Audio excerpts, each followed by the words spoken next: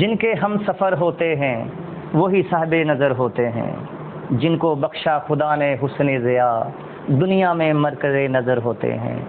میں نے ایک لفظ محبت کا کہا، دکھوں میں دن بسر ہوتے ہیں۔ دیکھے دنیا میں کچھ ایسے معجزے، لوگوں میں کم ظرف معتبر ہوتے ہیں۔ جو کسی دل میں گھر نہ کر سکے راز، وہ لفظ ہمیشہ بے اثر ہوتے ہیں۔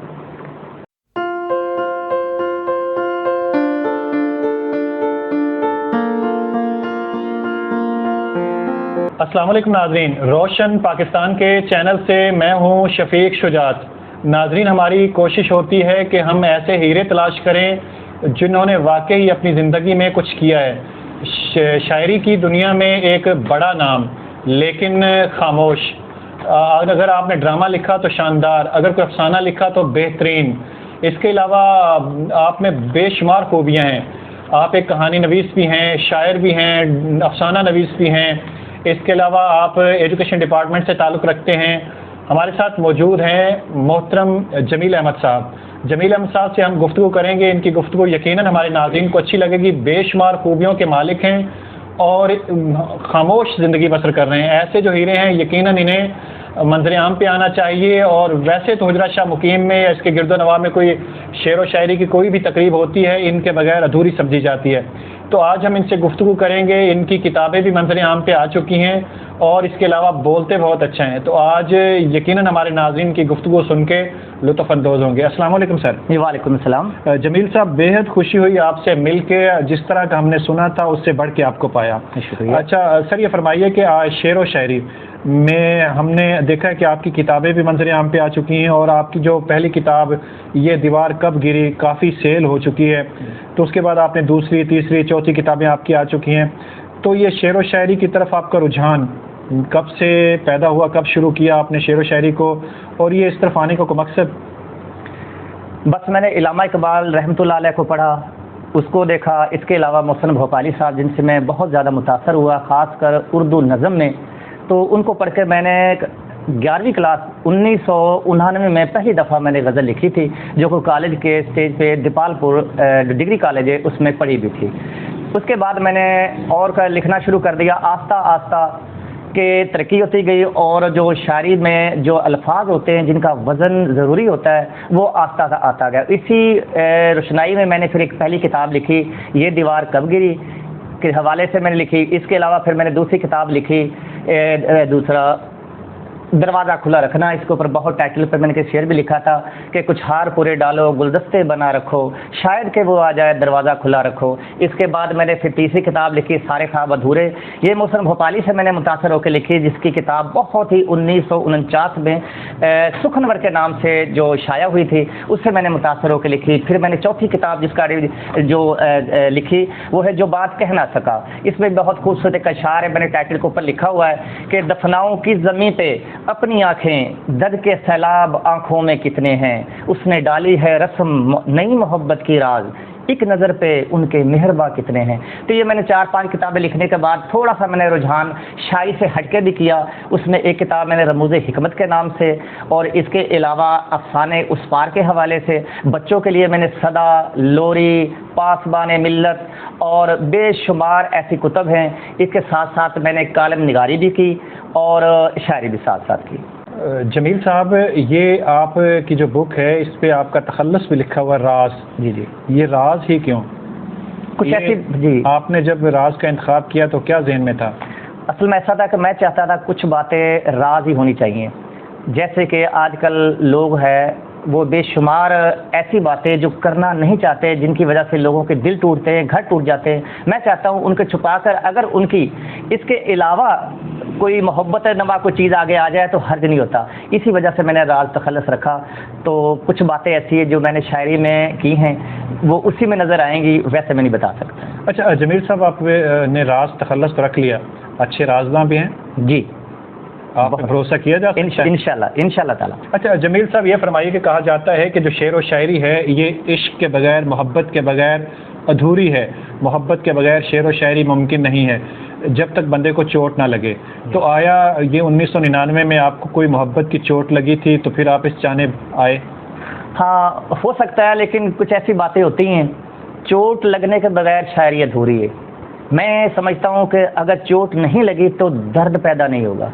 شاعری ہوتی ہی اس وقت ہے جب آپ کو چوٹ لگتی ہے, تبھی لوگوں کا درد بھی محسوس ہوتا ہے. اور یہ محبت بھی ایسی چیز ہے اور شاعری بھی ایسی چیز ہے کہ وہ لوگوں کے دل کی ترجمانی کرتی ہے, اور درد کو جو ان کا اندر درد ہوتا ہے وہ شاعر اپنی قلم کے ذریعے وہ آگے نکھارتا ہے. اچھا, تو یہ فرمائیے کہ کہا جاتا ہے کہ جو شاعر ہے وہ سگریٹ کے بغیر, سگریٹ پیے بغیر شاعری نہیں کر سکتا, جس طرح فراز کی مثال ہے. فراز کہا کرتے تھے سگریٹ کے بغیر شاعری ممکن نہیں ہے. آپ اس بات پہ یقین رکھتے ہیں؟ نہیں, میں اسے اتفاق نہیں کرتا. جیسے سگریٹ ہے یا شراب نوشی ہے, کچھ شاعروں کا اس میں شغف, لیکن میں اس سے دور ہوں. اچھا جمیل صاحب, آنے والے دنوں میں آپ کی کون سی کتابیں آ رہی ہیں؟ سارے خواب ادھورے آ رہی ہے, یہ آزاد نظموں پر مشتمل ہے, اور ایک کتاب جو ہے جو بات کہہ نہ سکا وہ کتاب آ رہی ہے. اس کے بعد ایک رموز حکمت ہے, اس میں دانشوروں, علماء حضرات, انبیاء کرام کے چھوٹے چھوٹے واقعات ہیں جن کو پڑھ کے ایک ایسے ضمیر کا جھنجھوڑ پن ہوئے گا کہ انسان خود بخود ایٹومیٹکلی ایک دنیا سے دوسری دنیا کی طرف راغب ہونا شروع ہو جائے گا. وہ چاہے گا کہ میں جو بات پڑھ رہا ہوں یہ اصل میں میرے لیے لکھی گئی ہے, لیکن وہ واقعہ کسی اور کا ہوگا. میں چاہتا ہوں کہ وہ اس کتاب کو مارکیٹ میں لانے کی جو مین جو وجہ ہے وہ ہے موبائل. موبائل میں بھی اتنا ٹائم, کتابوں کے لیے ٹائم نہیں تھا, موبائل پہ اتنا میڈیا چھا گیا ہے. میں چاہتا ہوں وہ چھوٹے چھوٹے نظمیں, چھوٹے چھوٹے واقعات ہیں, وہ لوگوں کے دلوں میں گھر کریں اور اس سے اس کا کریکٹر جو ہے وہ اجاگر ہو. جمیل صاحب, بچوں کا کتب بینی سے روز بروز دور ہوتے چلے جانا, ان کو دوبارہ کتب بینی کی طرف کیسے مائل کیا جا سکتا ہے آپ کے خیال میں؟ جس کی مین جو وجہ ہے وہ ہے ہمارے اساتذہ کرام. میرے لیے وہ قابل احترام ہیں جتنے بھی ہیں, لیکن اساتذہ کا کام بنتا ہے کہ وہ اپنے اسٹوڈنٹ کو لائبریری کی طرف لے کے آئیں یا ان کو کتابوں کی طرف مائل کریں. اب سب سے جو مین وجہ جو ہماری ہے, ہمارے علاقے میں ہمارے اسکولوں میں وہ لائبریری کی وہ چیز نہیں رہی. نہ ہمارے اساتذہ کرام بچوں کو اس سے روشنا کرواتے ہیں, اور نہ ان کو یہ بتاتے ہی, یہ صرف مختصر کہانیاں بتائی جاتی ہے, بچہ بھی ذہن میں پڑھ کے وہ سوچتا پتہ نہیں کیا ہوگا کیا نہیں. تو میرے خیال میں اگر اساتذہ کرام یہ لائبریری کی طرف اور کتب بھی نہیں کی, یہ موبائل بھی ضروری ہے, نیٹ ورک بھی ضروری ہے, لیکن اس کے باوجود جو سب سے اہم جو کام ہے وہ ہے کتابوں کی طرف راغب کرنا. یہ استادوں کا کام بنتا ہے, اور استاد وہی راغب کرے گا جو خود کریکٹر اور کردار کا اچھا بخوبی مالک ہوگا. آپ میں بے شمار خوبیاں ہیں, آپ شاعر بھی ہیں, کالم نویس بھی ہیں, افسانہ نویس بھی ہیں اور کہانی نویس بھی ہیں. آپ خود کو بحیثیت اگر میں کہوں کہ بہترین کس اسٹیج پہ محسوس کرتے ہیں؟ شاعر محسوس کرتے ہیں, کالم نویس محسوس کرتے ہیں, آپ کو کس فیلڈ میں آپ اپنے آپ کو بہتر جو ہے وہ کھڑا دیکھتے ہیں؟ میں بیسیکلی دو چیزوں میں زیادہ بہتر, کالم نگاری میں اور شاعری میں, یہ میں دو چیزوں میں. کالم نویسی میں اب تک آپ کتنے کالم لکھ چکے ہیں؟ میں تقریباً 15-16 میں کالم لکھ چکا ہوں جو چھپ چکے کہ مختلف یعنی اخباروں میں. تو اچھا, تو شاعری میں ہم کہہ سکتے ہیں کہ شاعری میں آپ ٹاپ پہ کھڑے ہیں اور دوسرے نمبر پہ کالم نویس ہیں؟ ہاں بالکل ایسے کہہ سکتے ہیں. تو ہم چاہیں گے کہ اپنی کوئی پسندیدہ نظم آپ کی اپنی ہو, یا کوئی غزل یا کوئی مختصر نظم جو آپ بہتر سمجھتے ہیں, آپ اگر ہمیں سنانا چاہیں ہمارے ناظرین کو تو بہت اچھا لگے گا. آپ اس طرح انداز سے پڑھتے ہیں, بڑا شاندار انداز ہے آپ کا. جی ضرور. لوگوں صحب کردار بھی کبھی میں تھا, لوگوں صحب کردار بھی کبھی میں تھا, اے چارہ گر تیری دستار بھی کبھی میں تھا, میرے منصب کی سلامی کو کھڑے ہیں روبرو, لوگوں رسوا سرے بازار بھی کبھی میں تھا, کرے گا کون اب میری گواہی کا یقین, کرے گا کون اب میری گواہی کا یقین, قاتل چھپا ہوا ورنہ تیری سپا میں تھا, ممکن ہو تو ہر در دیوار پہ لکھ دو, اپنے لیے خود راہ کی دیوار بھی میں تھا, قاتل سے کہہ دو ہم ہیں غلامان حسین, سر نوک پہ بولے حق میں تھا. کیا بات ہے, ماشاءاللہ. اچھا جمیل صاحب, آپ کی پسندیدہ شخصیت؟ علامہ اقبال اور محسن بھوپالی. جمیل صاحب, زندگی کا کوئی ناقابل فراموش واقعہ؟ سب سے بڑا واقعہ تو یہ ہے کہ مجھے الحمدللہ کہ نبی پاک کی 13-15 مرتبہ زیارت نصیب ہوئی ہے. ماشاءاللہ. تو یہ مجھے سب سے بڑی خوشی سے بڑا واقعہ میری زندگی میں کوئی نہیں ہے. دوسرا واقعہ میں اپنے استاد سے لوں گا جن کو متاثر ہو کر میں نے شاعری بھی کی, الفاظ جو ٹوٹے پوٹے ہیں جو میں بول رہا ہوں یہ ان سے میں نے سیکھے. حافظ منظور بصیر پوری صاحب, اللہ ان کو جنت الفردوس میں جگہ دیے, میرے استاد بھی تھے, اور ان کی جو کتب تھی ان کا میں نے استفادہ بھی کیا اور ان سے بھی میں نے استفادہ کیا. اچھا، تو جمیل صاحب وہ آپ ظاہر نبی محترم صلی اللہ علیہ وسلم کو 13-15 دفعہ دیکھ چکے خواب میں، تو ظاہر کو خاص عمل تو کرتے ہوں گے؟ بس دو چیزیں ہیں، ایک تو میں باوضو رہتا ہوں اور دوسری بات ہے کہ میں درود شریف جو ہے اس کا ورد کرتا رہتا ہوں۔ اچھا، منظور صاحب کے ساتھ آپ کا کیا واقعہ پیش آیا تھا وہ ذرا بتا دیجیے۔ میں 11ویں کلاس کا اسٹوڈنٹ تھا، تو وہ اردو پڑھاتے تھے، فارسی کے بھی استاد تھے دیپالپور گورنمنٹ ڈگری کالج میں۔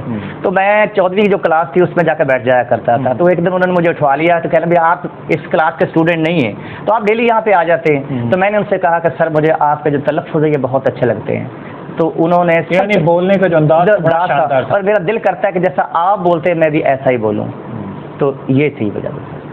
اچھا، اس کے علاوہ اب آپ کے مستقبل کے کیا پلان ہیں؟ ابھی آپ ظاہر 50 سال کے ہیں، زندگی ابھی کچھ پڑی ہے، اللہ تعالیٰ آپ کو مزید طویل عمر دے، آپ صحت مند رہیں، تو مستقبل کے کیا ارادے ہیں؟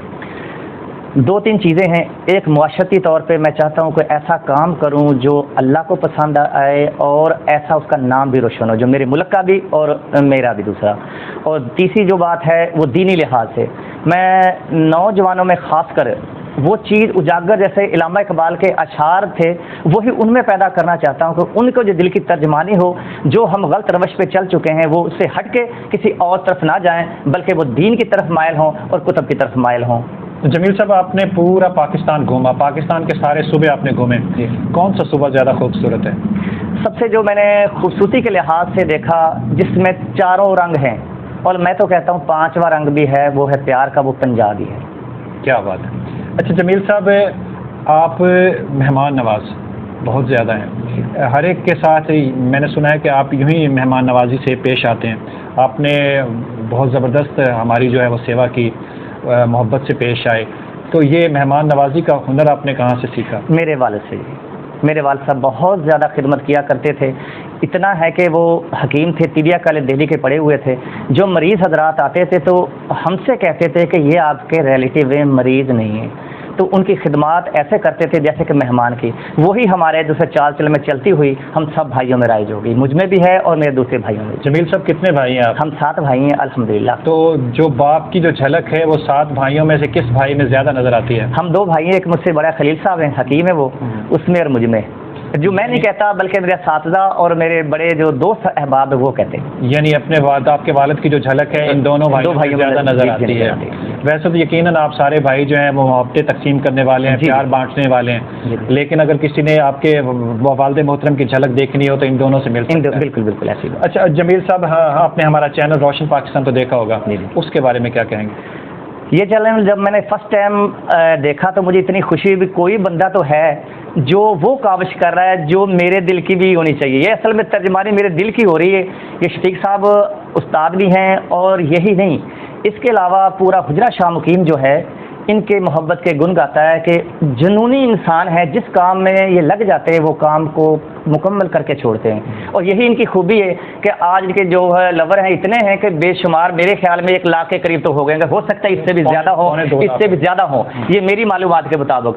تو ان کی محبت اور جو لگن ہے نا وہ ایسی نہیں جو پیچھے ہٹنے والی، وہ میرے خیال میں تو مجھے تو ایسا لگتا ہے یہ قائد اعظم کی ہی جھلک نظر آتی ہے، جیسے انہوں نے پاکستان کا مشن کیا اور پاکستان بنا دیا، تو شفیق صاحب نے وہ چیز نظر آتی ہے کہ وہ اپنے کام میں محبت اور لگن سے کرتے ہیں۔ اچھا، اس علاقے میں آپ چاہتے ہوں گے کہ کوئی ایسی تنظیم بنے، کوئی ایسے دوست اکٹھے ہوں، ویسے تو انجمن ارباب ذوق ہے، اس کی کارکردگی سے آپ مطمئن ہیں کسی حد تک؟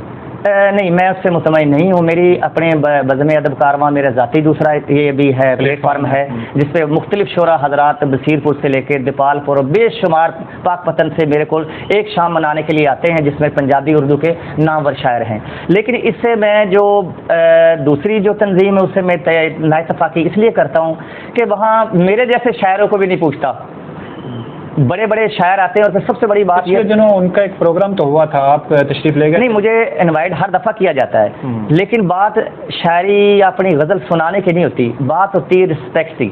جب رسپیکٹ نہیں ہوگی تو ایٹومیٹکلی بندہ وہاں سے مایوس ہو جاتا ہے۔ میں ہی نہیں، یہاں کافی لوگ ہیں جو اس چیز کو محسوس کرتے ہیں۔ یعنی آپ نے اپنی ایک بزم کاروان ادب بنا رکھی ہے؟ بنا رکھی ہے۔ ان کی کارکردگی کیسی ہے؟ الحمدللہ میں اس کا صدر بھی ہوں، اور میں تو چاہتا ہوں اس چینل کے تواسط سے میں یہ پیغام دینا چاہتا ہوں ان کو کہ آئے میری بزم میں اور دیکھیں کہ بزم کیسے بزم ہوتی ہے اور کیسے رسپیکٹ ملتی ہے۔ کیسے رسپیکٹ ملتی ہے۔ اچھا جمیل صاحب، کوئی اپنی پسند کا کچھ شعر سنا دیں۔ विसाले शब हो या शब हिजरा की खबर, तुम्हारे लिए सदा रही ये उदास आंखें। वो शख्स सखावत के चर्चे करता है राज, बांटता है चिराग लोगों से छीन कर आंखें। जमील साहब, आखिर में आप हमारे नाज़रीन के नाम, अपने दोस्तों के नाम, चाहने वालों के नाम को पैगाम देना चाहें।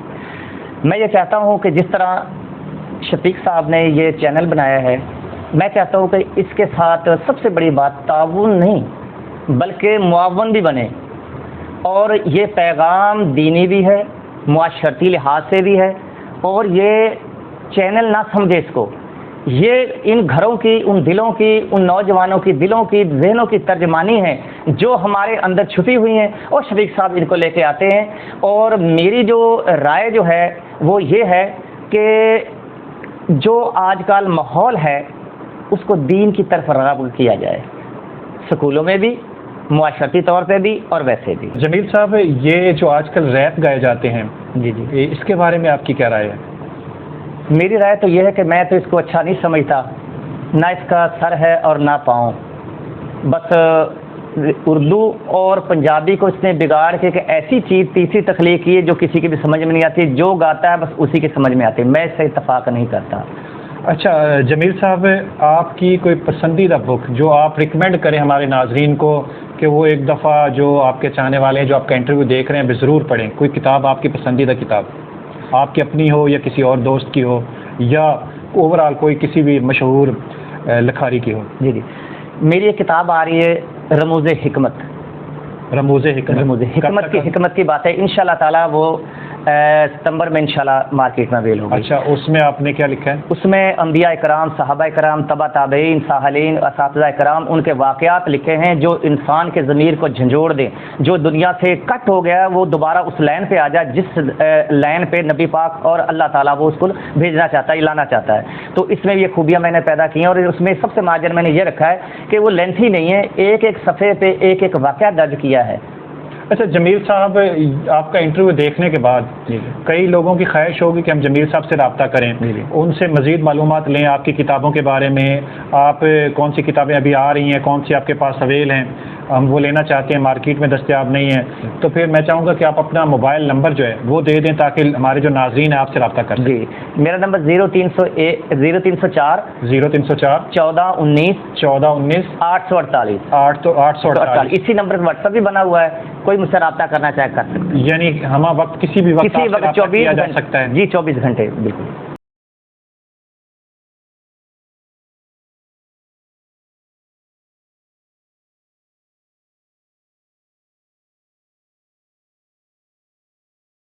नाजरीन, आपने मोहतरम जमील अहमद राज साहब का इंटरव्यू देखा, सुना, आपको कैसा लगा?